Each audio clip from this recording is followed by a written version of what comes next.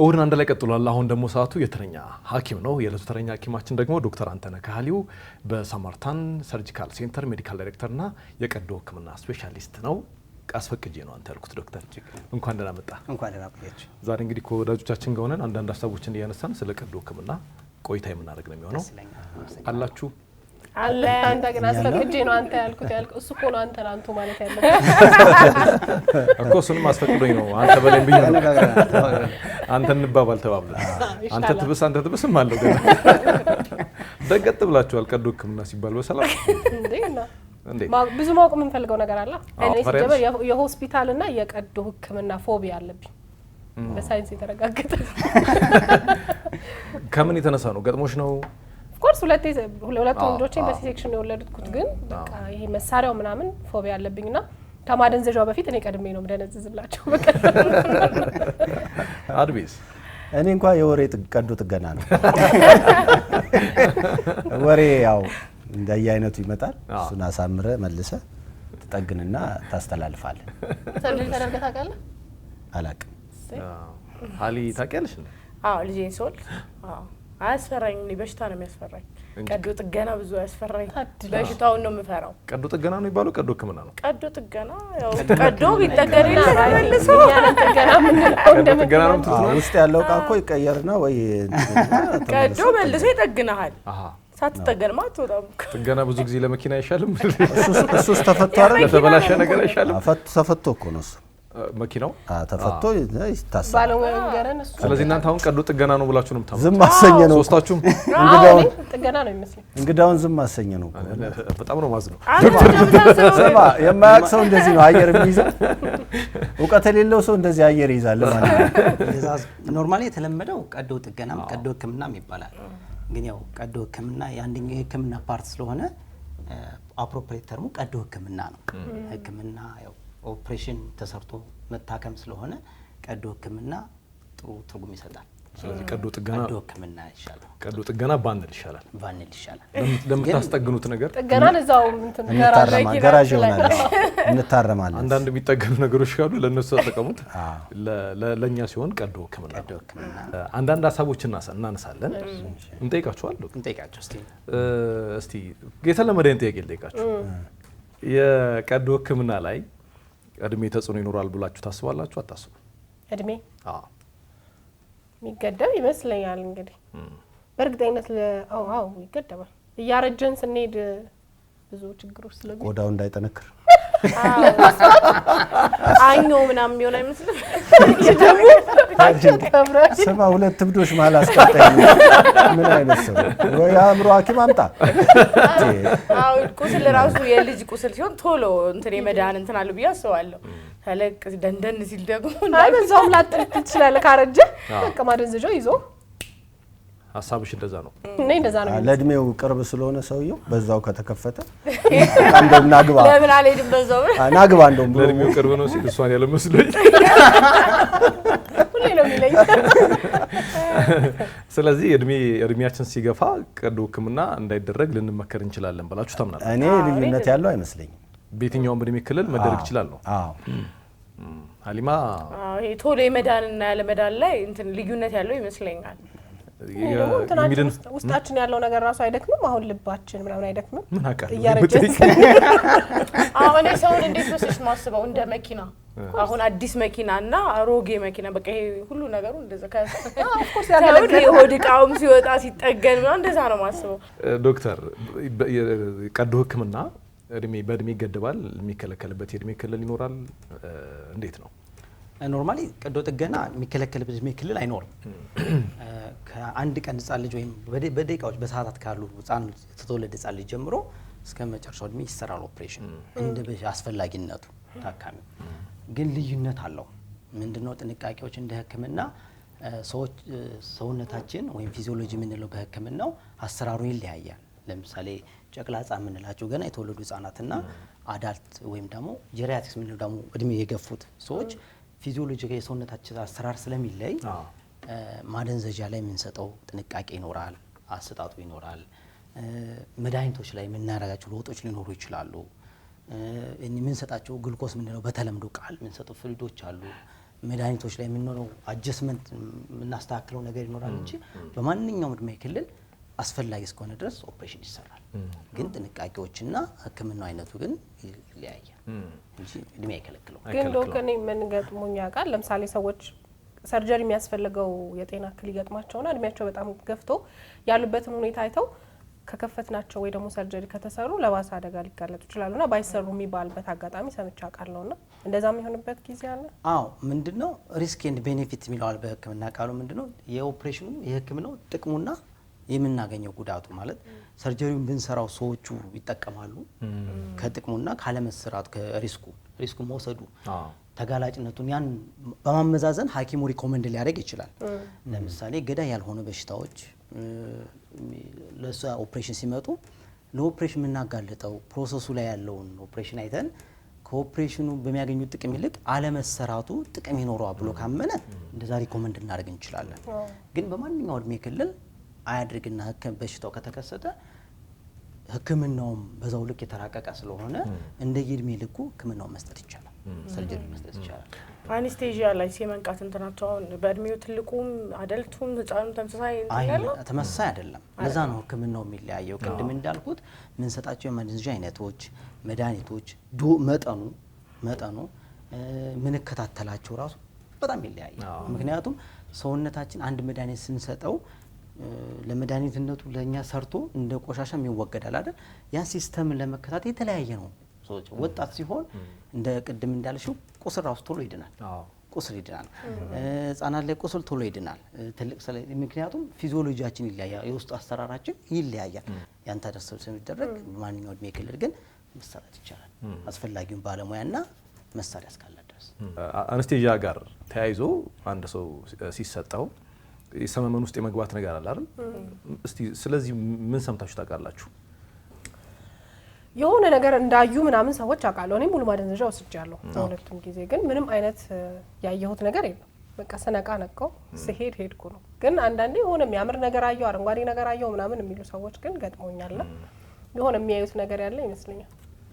አድሜ እኔ የሰማሁትን ነው የሰማው። አንደኛ አነስቴዥያ የወሰዱ ሰዎች የመቃዠት ማዕት ሚስጥር የማውጣት፣ እኔም ሁለተኛ ደግሞ እንትኑ ራሱ ደግሞ አልሰራ የሚላቸው እየተሰሩ እያለ ድንገት እንደዚህ ማይሰራላቸው እየተሰሩም ነቅተው ምላጭ አስቀይረው ምናምን ስለቱን አድርግልኝ ባል ከሱስ ጋር በተያያዘ እንደዛ ሱስ ያለባቸው ሰዎች በደንብ አይሰራላቸው ይነቃሉ ምናምን የሚል ነገር እሰማለሁ። አንቺ አይተሻል? የሆነ ማለት ግራ የሚገባ አይነት ለማውራት ይሄ ልትነቃ አካባቢ የሚሰማው ስሜት የለም። የዚህ አጠገብሽ ያለውንም ሰው ድምጽ ትሰሚያለሽ፣ ከዛ ጋር የተገጫጫ አይነት ነገር እንደዛ። እንደውም እኔ ፈርቼ ነበር። ይሄ ሚስጥር ምናምን ይወራል ምናምን ይባላል አይደል? ነገር ዘረግፋለሁ ብዬ ገና ዘርግፈሽ ይሆናል ባይዘው ዶክተሮች በጣም ሚስጥር ስለሚጠብቁ ይዞልሽ ነው እንጂ ነው ቤተሰብሽ ጋር ማምጥተው ሻና እንዳትነቂ ማረለ ቶሎ ወደ ኖርማሉ ክፍል ገብተን አይ አንቺ ሳትነቂ አይመጡሽ። እኔ ሰምቻለሁ ባይዘው ይሄ ከአልጋ ወደ እንትን ከስትሬቸር ወደዚህ እንትን ሲያረጉኝ ሰማው ነበር፣ ግን መናገር ምናምን አልችልም። ግን እንትን ተሰምቶኛል። በስንት ቀዶ ጥገና ነው ሁሉ መከራ ይዘ ባንድ ነው እንደ ሁሉ እንደዚህ አይነት ሳቢዎች አሉ ዶክተር። እና በተለይ ከሚስጥር ጋር እስቲ የተያያዘችው ነገር አሁን ለምሳሌ እንደውም አንዳንድ ጊዜ ሰዎች ሳቢያቸው ቤተሰብ እንዳይገባ ሲባል ይሄ ሚስጥር የተደበቀ ነገር ካወራች ወይ ካወራ በሚል ነው የሚሉ አሉ። ምንድነው እዛ አካባቢ? እንደዛ ሳይሆን ምን መሰላቸው አሁን አነስቴዥያ ስንሰጥ ወይ በትክክለኛ ቃሉ የሰመን ማደንዘዣ መድኃኒት ስንሰጥ ስቴፖች ይኖሩታል። ሰውየው ለምሳሌ ከአዌርነሱ ከሚያውቀው ከኢንቫይሮንመንቱ አካባቢም ከሚያውቀው ባንዴ አይተኛም፣ ባንዴ ደግሞ ሊነቃ አይችልም። ፌዞች ይኖሩታል እና መሀል ላይ ያለው ትራንዚሽን ላይ በመንቃትና በመተኛት መሀል ላይ ያለው ነው መቃዠት ስሜት ልክ ኤክስፐርት በትክክል ገልጸዋለች።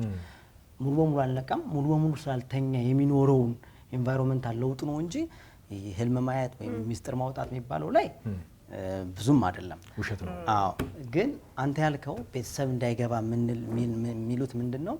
ያው መቼም ታካሚ ወዲያ ኦፕሬሽን ተሰርቶ በዛ ሞመንት ላይ ፋሚሊ ቢያየው ቤተሰብ ቢያየው አስዩ የሚያደርገው ነገር የሚረዳው ነገር ይለያያል። ስላልነቃ በትክክል ያልዳነ ይመስላቸዋል። ምክንያቱም ሁሉም የሕክምና ባለሙያ አይደለም ሁሉም የሕክምና ስለዚህ ሙሉ በሙሉ ነቅቶ ራሱን አውቆ ሲገባ ቢያያቸው ደስ ይለዋል ሰው እኛም ቢሆን ደስ ይለናል አይደል ግን ያልነቃ ወላጅ ቤተሰባችንን ግባ ብትለው አንድ አስተማሚ ሲያይ የታመመ ወይም የደከመ ሌላ ነገር የሚሆነ ሊመስለው ስለሚችል ሙሉ በሙሉ እስኪነቃ አይመከርም እንዳይገባ ብዙ ጊዜ ያው አንድ ሰው ታካሚ ኦፕሬሽን ከተሰራ በኋላ ቀጥታ ወደ ቤተሰብ አይሄድም ማገገሚያ ወይም ሪከቨሪ የምንለው ሩም አለ ያ ሩሙ የሚያገለግለው ለዛ ነው ሙሉ በሙሉ እንዲነቃ ሌላው የምንከታተላቸው በሕክምና ቫይታል ሳይኖች ሁሉ ቼክ አድርገን ሁሉ ነገር ሰላም ሲሆን ወደ ቤተሰብ ያስረክብ የዛን ጊዜ ቤተሰብ ሲያወራ ሲመልስ አይታችኋል እኮ መጀመሪያ ቤተሰቦቻችሁ መጥተው ድንሽ ሰላም ነሽ ምናምን ይላሉ ካልመለሱላቸው የሚያስቡት ነገር ሌላ ስለሆነ ያ እንዲነቁ ነው እንጂ ስለሚስጥሩ አስበን አይደለም ሚስጥር የሚያወሩት ነገርም አይደለም ወራ ነገር ሚስጥርም የለም እዛ ከሆነ እኛ ብዙ ባለብዳ አንነን ነበር ቀዶ ሕክምና ከሚደረግላቸው ህመሞች መካከል የሐሞት ጠጠር ሲባል በደንብ ትሰማላችሁ አይደል እሱ ላይ ያላችሁ ግንዛቤ ምንድነው ለምሳሌ የሐሞት ጠጠር ሲባል ከምን የሚመጣ ይመስላችኋል ከምግብ በኋላ ትንሽ አልኮል ካልጠጣችሁ የሐሞት ጠጠር ይመጣል ሲባል ያውነት እንደዛ የሚባል እንትን አለ በነገር ላይ ቅባት ነገር አሁን ለምሳሌ ጥሬ ስጋ ጮማ ቅባት ነገር ምናምን እንበላና ከዛ እሱን የሚያወራርድ ይሆን አንድ ብርጭቆ አልኮል ምናምን ካልወሰዳችሁ እሱ ጠጠር ይሆናል በልምድ እንደዛ ይባላል አንድ ብርጭቆ ብቻ ከበዛማ ጉበቱ ችግር ላይ ልንመጣ ነው አንድ ሻት ነገር ነው አንድ ሻት አሪፍ እሷል እንዳለ ግን ደግሞ ስጋ ምንም አይበሉ ሰዎች ላይ ደግሞ ሐሞት ጠጠር ታመምኩ ሲሉም ደግሞ ሰምቻ ቃለውና የእውነት ግን ጠጠር አይቻለው ነው የወጣ ጠጠር አይቻለው ጠጠር ነው የሚወጣው ጠጠር የሚሆነው ምንድነው ቅባቱ ይመስለኛል ደግሞ የቂቤው ምናምን ቅባት ወደ ቅባቱ አሁን ቅቤ ፈሳሽ ነገር ነው ስትየው እንዴት ነው ጠጠር ሆነ ይረጋል ጠጠርነት ሊቀየር ይችላል ረግቶ ያይሻል እንዴት ለምን እዚህ ያራ ጠጠር አለው ደግሞ ቅቤው እኔ እንጃ እኔ ግን አነጣጠሩ ላይ ሆናላ ውሃም ሊሆን ይችላል ባይደው ውሃም ጠጠር ይሆናል አይደለም ያልተጣራ ውሃ አንዳንዴ ሲዘቅጥ አይተሃታክ ስለዚህ አሽዋና ምን ያዘ ጃድሜስ እኔማ በቅባት ነው የምለው እንግዲህ እንደሰማሁት ነው እንግዲህ ያው የሰማነው ነው አክቹሊ ግን እኔ በቅርብ ቤተሰብ የሆነ ሰው የሐሞት ጠጠር ተሰርቶ በእንትን በቃ ይሰጡን የሆነ ጠጠር ነው እኔ ማመና ጠጠር ሲባል እኔ ስሙ እንጂ ጠጠር አይመስለኝም ነበር አድሜ አንተ ሰሳ ያ ፋብሪካ ገብቶ የወጣ ጠጠር ማለት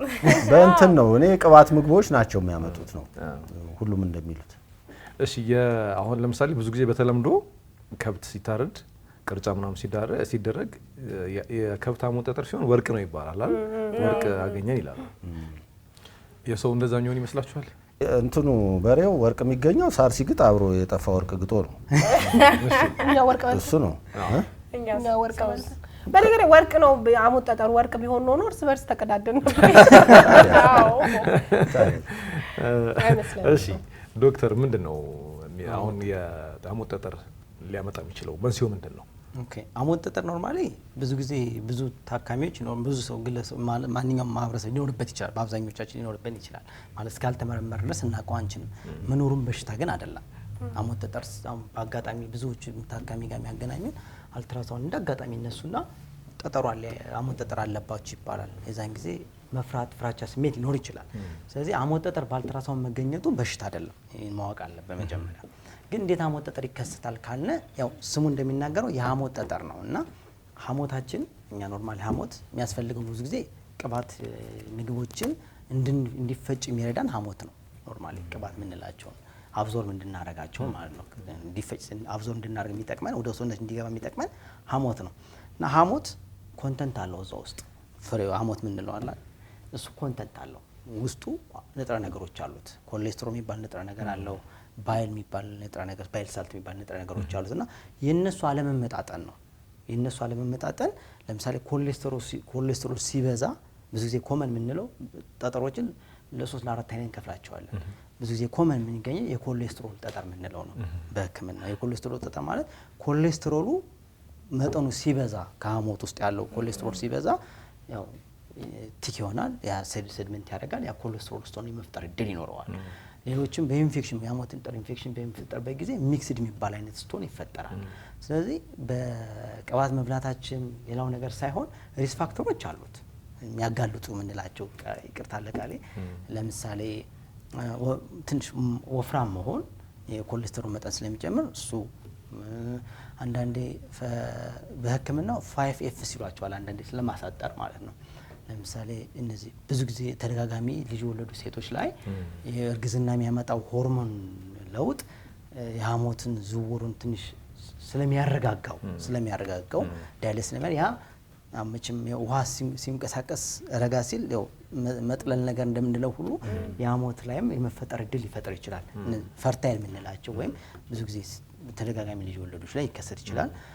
ፊሜሎች ላይ ኮመን ነው። ምክንያቱም ኤስትሮጅን የሚባለው ሆርሞን የሐሞት ዝውውር ላይ ትንሽ ማስሉን ሪላክስ ስለሚያደርገው ኮመንሊ ሴቶች ላይ ይከሰታልና የንጥረ ነገሩ ያለመመጣጠን ነው እንጂ ወርቅ ሆኖ አይደለም ወይም ደግሞ ጠጠር ወጠን አይደለም። ስለዚህ ከቅባት ጋር ምግብ ጋርም አይገናኝም። ያው ቅባት ጋር ስንል ግን ግልጽ ማድረግ ያለብን ነው በሰውነታቸው ወፍራም የምንላቸው ሰዎች ጋር የተጋለጡ ናቸው። ፋቲዎቹ ሪስክ ፋክተር ነው የተጋለጡ ናቸው እንጂ ጮማ በልቻለሁ ቅባት በልቻለሁ ተብሎ ሻት ያለችውም እሱን አልሰማነውም። እሱ ምክንያት ነው። አይ የሐሞት ጠጠር ይወጣል ሲባል የሚመስላችሁ ጠጠሩ ለብቻ ነው የሚወጣው ወይስ ከነ ሐሞቱ ሙሉ ነው የሚወጣው? እኔ ከነ ከረጢት ነገር ያለው ይመስለኛል። ውስጥ ያለው ብቻ እኔ የሆነ ፈሳሽ ነገር ውስጥ ጠጠር ኖሮ ነው ያየሁት። ያኔ ደግሞ እንደዚህ ከረጢት ነገር አይ ከረጢቱ ሙሉ ነው የሚወጣው ይመስላችሁ ወይስ ጠጠሩ ብቻ? ማን ነው ከረጢቱ? አይ ሐሞት የሚይዘው ሐሞት ያለበት ነው። ከረጢቱ እኮ እዛው ነው የሚቀመጠው። ምን ነካ? በብርጭቆ ውስጥ ነው የሚቀመጠው። ሰውየው ቆሞ ሜዳ አይመስለኝም። ከረጢቱ ሐሞት ከነ ከረጢቱ ከወጣ ቆሞ ሜዳ አይመስለኝም። እኔ ደግሞ ከነ ከረጢቱ የሚወጣ ነው የሚመስለኝ።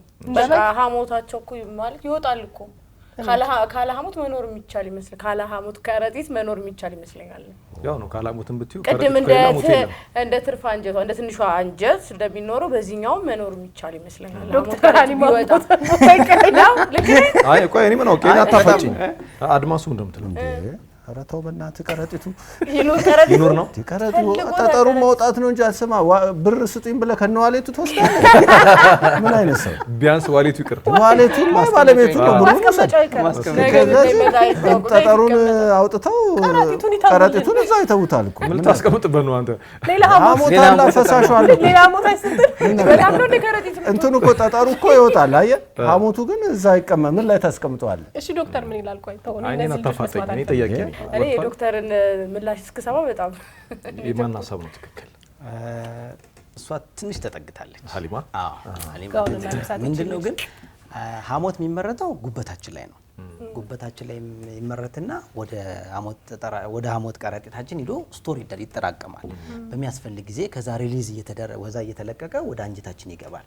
በዛም ምክንያት ነው የሚፈጠረው ጠጠሩ እና ብዙ ጊዜ የሐሞት ጠጠር ሰርጀሪ ሲባል ከነቀረጢቱ ነው የሚወጣው።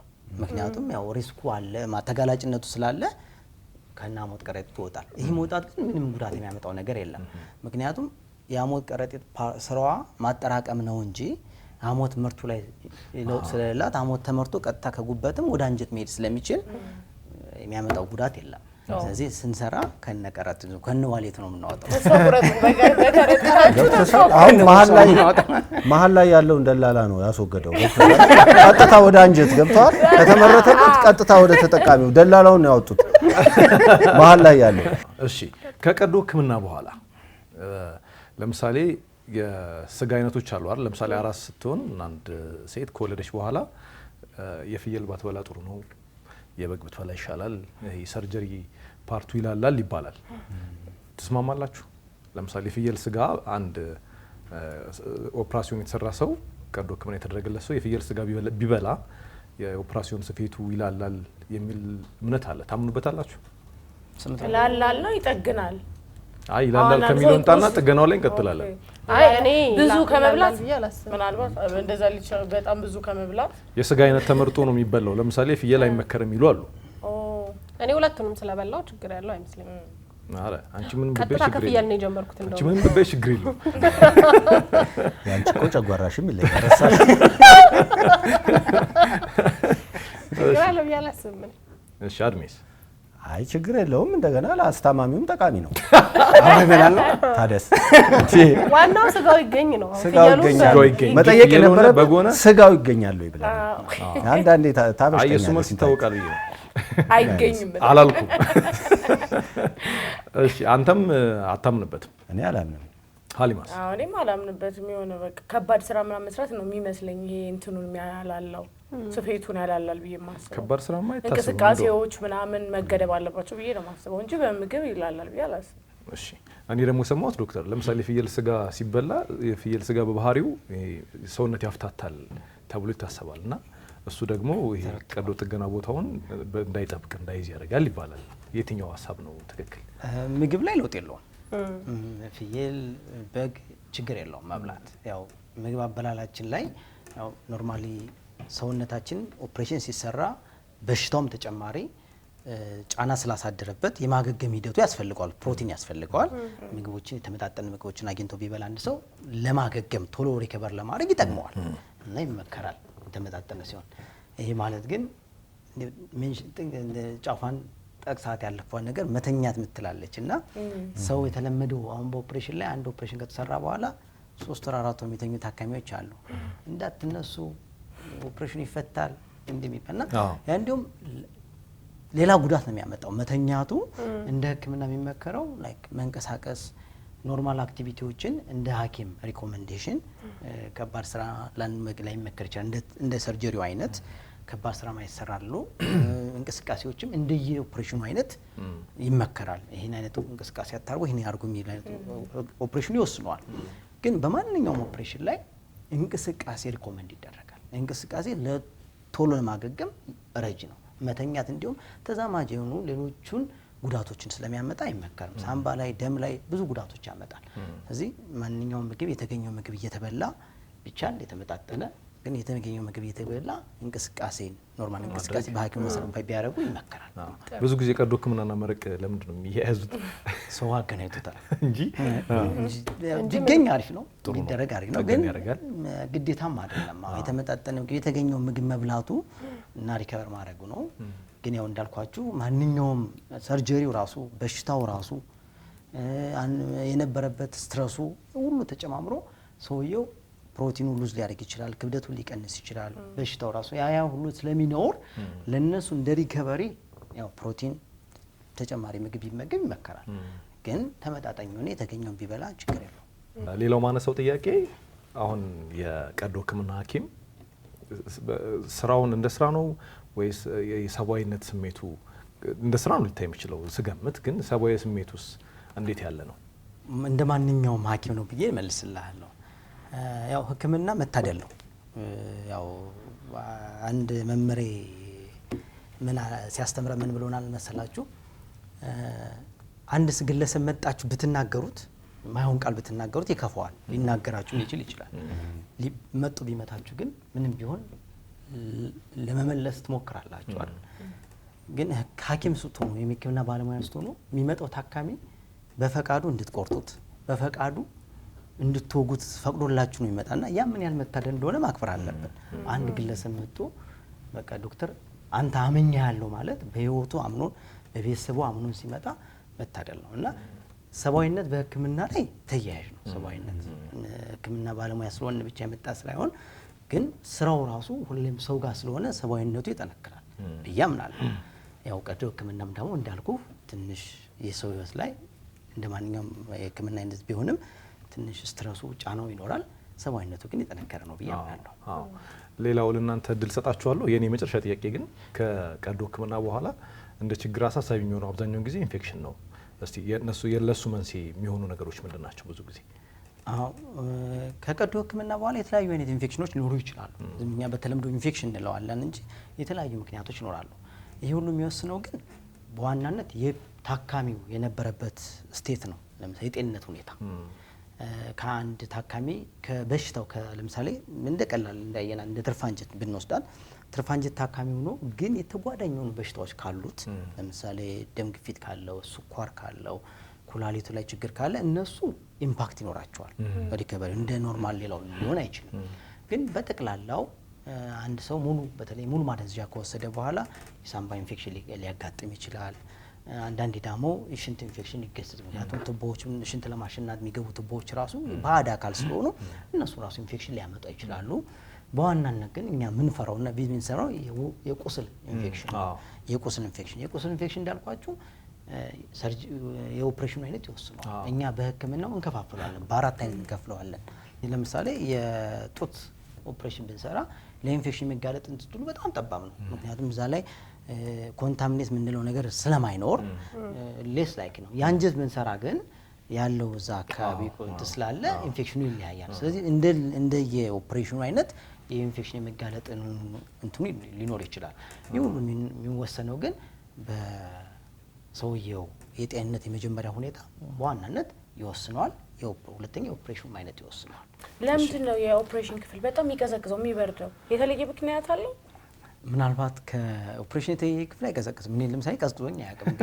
አንቺ የቀዘቀዘሽ ምናልባት ስትረሱ ጫናው ስትረሱ እኔ ደግሞ የሆነ ኤሲ ሁላ የሚከፈት እንዲቀዘቅዝ እንደዛ መስሎኝ ነበር። እውነት ከዋሮ ሲወጣ ብዙ ልብስ ይደረብላቸዋል። አዎ እንደዛ ነው የተሰማኝ። እኔ የሆነ ኤሲ በቃና የሚያስፈልግ ለፕሮሰሱ የሚያስፈልግ አንድ ሂደት ነው የሚመስለኝ የነበረው እስካሁን ኤሲ ምናምን በቃ ይቀዝቅዝ ማለት ነው። እንደዛ ሳይሆን ለምሳሌ አንድ ሰው መቼም ኦፕሬሽን ሲሰራ መጀመሪያ ልብሱን አውልቆ ነው የሚተኛው።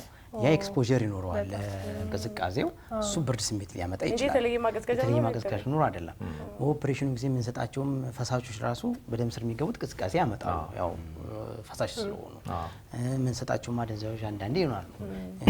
እነሱ ቅዝቃዜ ስሜት ጫና ያሳድራሉ እንጂ ኦፕሬሽን ውስጥ ባይቀዘቅዝም እኛውን ቀዝቅዞን ያቀለው እዛ ስለምንገባ ነው። እኔ ግን በጣም ማወቅ የምፈልገው ነገር ለምሳሌ ረጅም ሰዓት የሚፈጁ ቀዶ ህክምናዎች አሉ። አንዳንድ ጊዜ እንደውም 9 ሰዓት የፈጀ 12 ሰዓት የፈጀ ቀዶ ህክምና ሲባል እንሰማለን። ሶ ዋናው ሐኪም ለዛ ቀዶ ህክምና ኃላፊነት የወሰደው ሐኪም መቼም ሰው ከፍቶ እረፍት ያደርጋል ብዬ አላስብምና 12 ሰዓት የፈጀ ቀዶ ህክምና ላይ ሙሉውን ቆሞ ያንን ነገር ሲሰራ ነው ያ ሁሉ ሰዓት የሚያልፈው ወይስ በመሀል ትቀያየራላችሁ?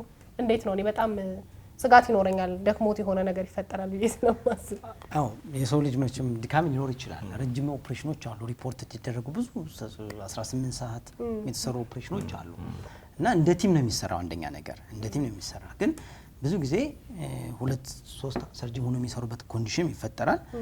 እንደ አጋጣሚ ሆኖ ደግሞ አንድ ሰርጅን ሆኖ እንደ ቲም ይሰራበት አለ እና ያው ካለው ስትረስ አንጻር ያው መቼም ሰው ልጅ ነው በእጅሽ ያለው መስራውም ስራ እስከሆነ ድረስ ስራ ስትይዝ አንዳንዴ ጫናው ድካም ቢኖርም ስራው ደግሞ የሚያመጣው ጫና ድካምን ሊያስረሳ ይችላል እና አዎ እንደሱ አይነት ጫናዎች ይኖራሉ። ግን ኦፕሬሽኖች በአንድ ሰርጅን 8 ሰዓት 9 ሰዓት ይሰራሉ። እኔ ጥያቄ አይደለም ግን አንተን እንግዲህ ሐኪሞችን አሁን ወክለህ ነው እኛ ፊት የቀረብከው ብዬ በማመን አሁን በቅርብ አንድ የታመመ ጓደኛ ነበረኝ ጥቁር አንበሳ ሆስፒታል። እንዳንተ አይነት ወጣት ሐኪሞች ቀዶ ህክምና አድርገውለት በጣም ጥሩ ላይ ነው ያለው። ሁሉንም ሐኪሞች ባንተ በኩል ምስጋና ማቅረብ ፈልጋለሁ። እኔም አመሰግናለሁ። ሁለተኛው ደግሞ ከንግግር ውስጥ በጣም ደስ ያለኝ ምንድነው አስታማሚንም ጨምሮ ማከም።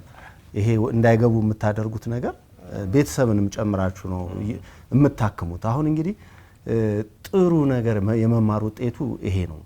ለሌላውም ጭምር ማሰብ እንግዲህ ከአንድ ሰው አንድ ሰው አክማችሁ ግን ለ10 ሰው ጭምር ማሰብ የነሱንም ጤና መጠበቅ በጣም ትልቅ ነገር ነውና እጅግ በጣም በኢትዮጵያ ሐኪሞች ስም አመሰግናለሁ። እኔም አመሰግናለሁ። እናመሰግናለን። ቀዶ ህክምና ደግሞ ትልቁ ኃላፊነት ነው አይደል? የሰውን አካል ከፍቶ የታመመውን አካል አድኖ ከዛ ያ ሰው ተመልሶ ቆሞ ሲሄድ ማየት በጣም ትልቅ ኃላፊነትም ጭምር ነውና ስለምትሰጡት አገልግሎት በጣም እናመሰግናለን። ዶክተር ስለመጣህም እናመሰግናለን። እኔም አመሰግናለሁ። በዘልማድ የምናውቃቸውን ነገሮች አንተ ደግሞ በእውቀት መጥተህ እዚህ ድረስ ስለነገርከን እጅግ አድርገን እናመሰግናለን።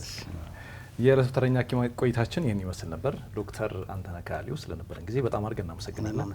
ያው በአብዛኛው እነሱ ጠቅልል አድርገው የኔን ምስጋና ስላቀረቡ እኔም በጣም አድርጌ አመሰግናለሁ። መልካም ጊዜ። ቆይታችን ይቀጥላል።